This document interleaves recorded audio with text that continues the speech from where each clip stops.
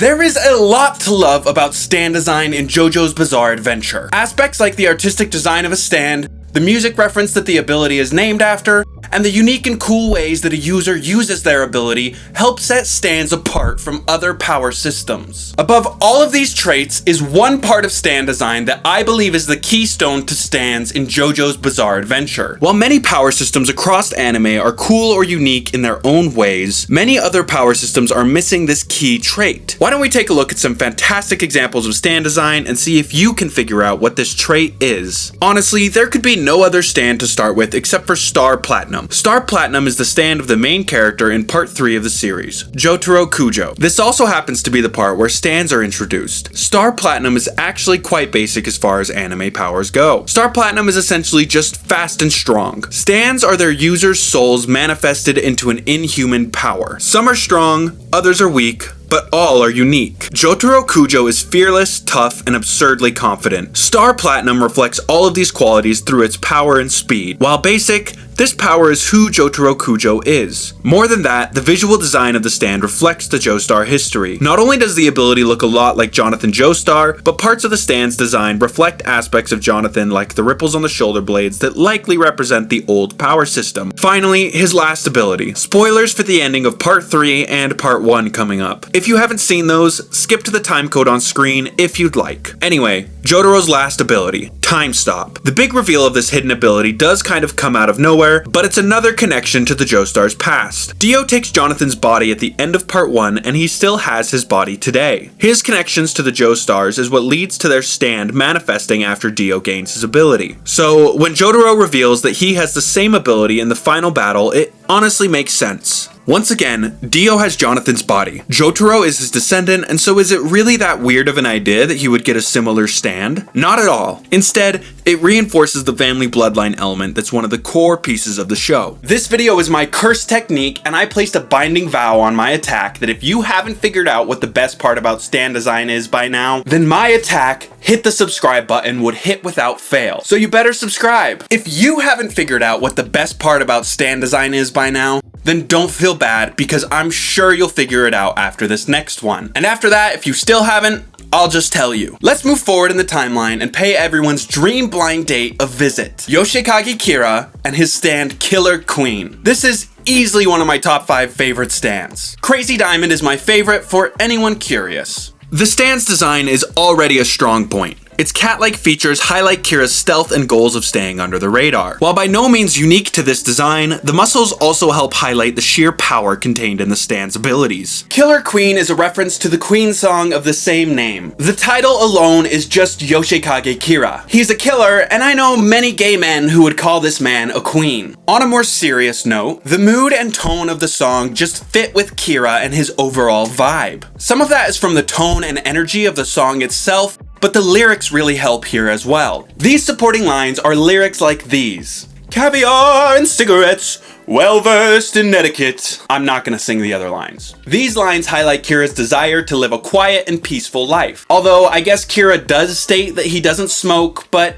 you get my point. Other supporting lyrics from the song are lines like this one. Gunpowder, gelatin, dynamite with a laser beam, guaranteed to blow your mind. Alright, I said I wasn't gonna sing. I'm so sorry. Kira's abilities are all explosive. Boom, easy connection. We bring the boom! Finally, lines like insatiable and appetite highlight Kira's dark secrets. Kira has 2 other abilities contained in his stand. First is called Sheer Heart Attack, and it's also named after a Queen song. This ability is a detachable bomb that heat seeks its targets. It's also pretty much indestructible. The music reference reflects the ability and the panic it would set in quite well. Not only does the song's title and lyrics fit, but the guitar solo near the end of the track screams panic and anxiety, exactly how this ability would make its victims feel. The final ability is named Bites the Dust, and it's obviously named after another one Bites the Dust by Queen. Once again, the lyrics and the title match the ability. To keep things really simple, Bites the Dust is a time ability that allows for Kira to kill a lot of people. The song's repeated reference to another one biting the dust reflects this perfectly. In the end, every aspect of Killer Queen's design helps reinforce who Kira is as a character. He doesn't just have an explosion ability, he has a subtle stealth stand that enables and reflects every part of him. This cohesion is what makes stand design so great. For the majority of users, their stands reflect multiple parts of their character, ideals, and goals. This is all in the visual design, the powers given, and even the song or artist that the ability is named after. This isn't something that's exclusive to JoJo's, but it's definitely something that JoJo's does better than any other anime or manga I've ever read or seen. I have heard that Nen from Hunter x Hunter does this really well as well, but I personally haven't seen it yet, so go ahead and yell at me in the comments for that. I want to explore this idea more by looking at two more examples. First, let's talk about how stands represent their characters far better than any other power system. And then we'll look at what I think is the best example of this in all of JoJo's Bizarre Adventure. Let's get into some other power systems. First up, My Hero Academia and quirks. I've said about how I generally feel about the series in an older video. Watch it at your own risk. But one thing I definitely do like about the show is the quirk system. I like many of the abilities featured in the show, and I think it can be quite creative at times with how the powers are used. That all being said, the quirks don't align nearly as deeply with their representative characters. This does make sense in the context of My Hero's universe. After all, stands are manifestations of a person's soul, and quirks are just abilities given to people through genetics. Even with this excuse being true, it doesn't change the fact that stands are far more fitting to each individual character when compared to quirks. There is some synergy with some characters in My Hero Academia, but they tend to be surface level or stereotypes. Like Bakugo is a hothead who gets mad, so he makes things explode. That really is the closest things tend to get to true synergy between characters and their quirks in My Hero. So what about Jujutsu Kaisen and cursed techniques? JJK is definitely better than My Hero with the synergy idea. However, the synergy is significantly different. To show this off, why don't we look at the strongest? Gojo has the Infinity technique, and this makes him literally untouchable. In combination with the Six Eyes technique, Gojo is one of the strongest sorcerers to ever exist. In turn, he's a careless, goofy bastard. I think Gojo's technique and power are all great reflections of the many parts of his personality. But the thing is, Gojo's personality is a reflection of his ability rather than the other way around. Gojo has lived the majority of his life completely invincible, and so it makes sense that as an adult, he'd be much more carefree about things because nothing can touch him. He's the strongest. Who Gojo is likely shaped greatly by his curse technique. Stands are the exact opposite. They're reflections of who the character already is. Most of the synergies that exist in JJK fall into this reversed synergy technique, with a couple of exceptions like Hikari and Higuruma. While synergies do exist in many other shows between characters and their abilities, none can compare to the deep level of thought put into each character and their ability in JoJo's. To prove my point, let's compare these power systems to a decently small side character from part 8 of JoJo's Bizarre Adventure. JoJolion is a great part, honestly. Josuke from part 8 is actually my all-time favorite JoJo, and I explain why in an upcoming video. So if you've enjoyed this one so far, subscribe so you don't miss that one. Here's some basic background for the 80% of you who haven't read part 8 yet. JoJolion begins with Josuke waking up with no memories, and he's later taken in by the Higashikata family. Here, he's tasked with helping out Daya Higashikata, the youngest daughter of the family. Daya has really bad eyesight. She's not fully blind, but her vision is impaired enough that she has to use Braille to read. Early on into his task, Daya asks Josuke to not fuss over her. She seems to get injured, causing Josuke to panic, and as a result, Josuke is hit with her stand attack, California King Bed. This stand reflects Daya in a bunch of different ways, and this is significant because she's a side character. All of this thought about who she is, what her ability would be, and what song fits that idea was put into an ability that we won't see for more than 3 or 4 chapters. We see Daya a lot through the rest of the story, but not really in a significant way. Let's start with the song reference this time. California King Bed is a reference to a Rihanna song of the same name. The song is a heartbreak love song all about being far away from love. Daya Higashikata is a lovesick teenager, and we can see this in how quickly she develops a crush on Josuke and her actions after. The stand design, of course, matches the song as well. Not only does the pillowy design fit the vibe, but the details across the stand do as well. For example, look at the teardrop features. These highlight the heartbreak that can come when you have one-sided feelings for someone. In combination with the teardrops, the smiley faces highlight the joy that comes from being in love or the excitement that comes with a crush. This all aligns with the lyrics and mood of Rihanna's song. Once Josuke fusses over Daya and breaks her stand's rule, he gets one of his memories sucked away. Daya's ability is weird and simple, but literally captivating if you can't break free in time. time. She can take memories from those who break her rule. These memories manifest as physical pieces, and when Dea interacts with them, she can feel the person's memories and the significance it holds to them. Let's talk about relationships. What do people want in relationships? You can save your breath. We both know you don't know.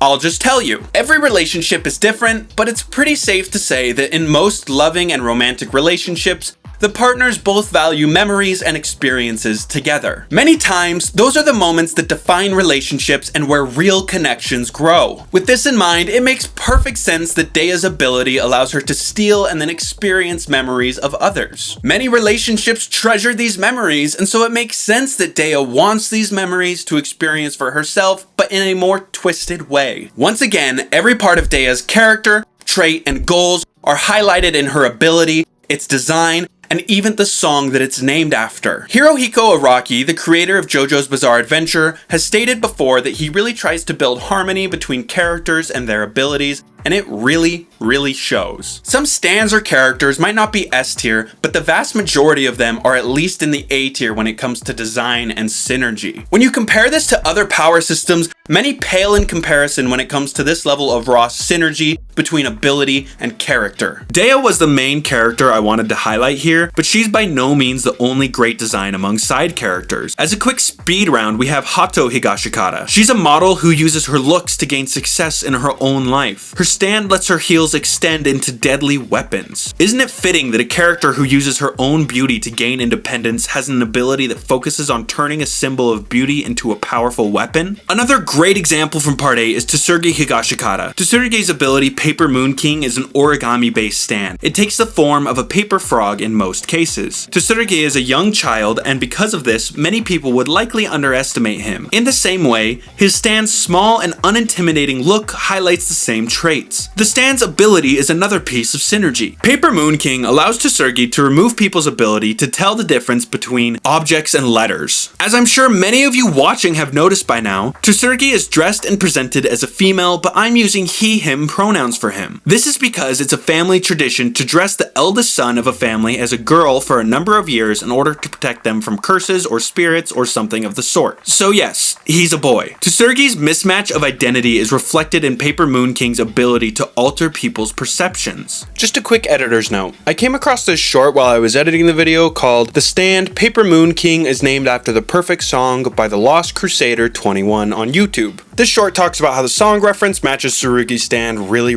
well, and it also showed me that I was saying Tsurugi's name wrong the whole time. What do you want from me? I'm a white boy from Utah. I'm doing my best. Back to the video. While I did only show off side characters from Part 8, this level of intention is behind almost every single character across the entire series. Like, look at Diego Brando from Part 7. His ability is scary monsters because British people are fucking scary. For the most part, side characters in JoJo's carry the same level of thought, intention, and planning when it comes to designing their character and ability as the main character of that part. Are there some stinkers? Of course! But many, if not most characters carry the same level of smart and intentional design from stand to user. The last thing I'd like to talk about today is the character that exemplifies this the best in JoJo's Bizarre Adventure. Light spoilers ahead for Steel Ball Run.